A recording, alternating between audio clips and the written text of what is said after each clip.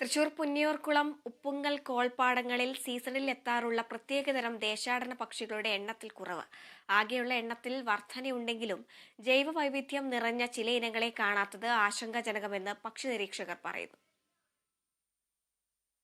എരണ്ടകൾ, കൊക്കുകൾ, നീലക്കോഴി, കുരിയാള എന്നിവയാണ് ഡിസംബർ ജനുവരി മാസങ്ങളിൽ യഥേഷ്ടം കണ്ടിരുന്നത്. ഏഷ്യൻ വാട്ടർ ബേർഡ് സെൻസസിന്റെ ഭാഗമായി കോൾ ബേർഡേഴ്സ് കളക്ടീവ് അംഗങ്ങൾ ഉപ്പുങ്ങലടക്കം തൃശൂർ, പൊന്നാനി കോൾ നിലയങ്ങളിൽ നടത്തിയ സർവേയിലാണ് പക്ഷികളുടെ കുറവ് കണ്ടെത്തിയത്. ലോകത്തിലെ വേഗം കൂടിയ പരിന്തിനത്തിൽപ്പെട്ട കായൽപ്പുള്ള്, കരിവാലൻ പുൽക്കുരുവി, വലിയ വരമ്പൻ, വലിയ പുള്ളിപ്പരുന്ത് തുടങ്ങിയവയെ ഈ വർഷത്തെ സർവേയിൽ കണ്ടെത്തിയത് ആശ്വാസജനകമാണ്.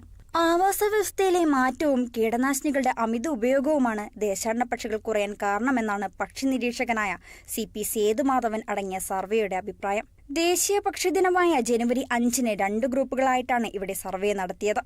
പക്ഷി നിരീക്ഷകനായ CP സേതുമാധവൻ, അർജുൻ, സുരേഷ് എന്നിവരുടെ നേതൃത്വത്തിൽ തൃശൂർ കോൾ ബേർഡേഴ്സ് കളക്ടീവ് അംഗങ്ങളും സർവേയുടെ ഭാഗമായി. തൃശൂർ, പൊന്നാനി കോൾ നിലയങ്ങളിലെ 15ഓളം ഇടങ്ങളിൽ നടത്തിയ സർവേയിൽ 95ഓളം ഇനങ്ങളിലായി 14,249 നീർപക്ഷികളെ രേഖപ്പെടുത്തി. ഇറാനിലെ റംസാർ ഇന്റർനാഷണൽ കൺവെൻഷനിൽ വെച്ചാണ് കേരളത്തിലെ പ്രധാന പാടശേഖരങ്ങളെ അന്തർദേശീയ പ്രാധാന്യമുള്ള തണ്ണീർത്തടങ്ങളിൽ ഉൾപ്പെടുത്തിയിട്ടുള്ളത്. ഇത്തരം തണ്ണീർത്തടങ്ങളെ സംരക്ഷിക്കണമെന്നും പക്ഷി നിരീക്ഷകർ പറയുന്നു. Kerala vision news, Thrissur.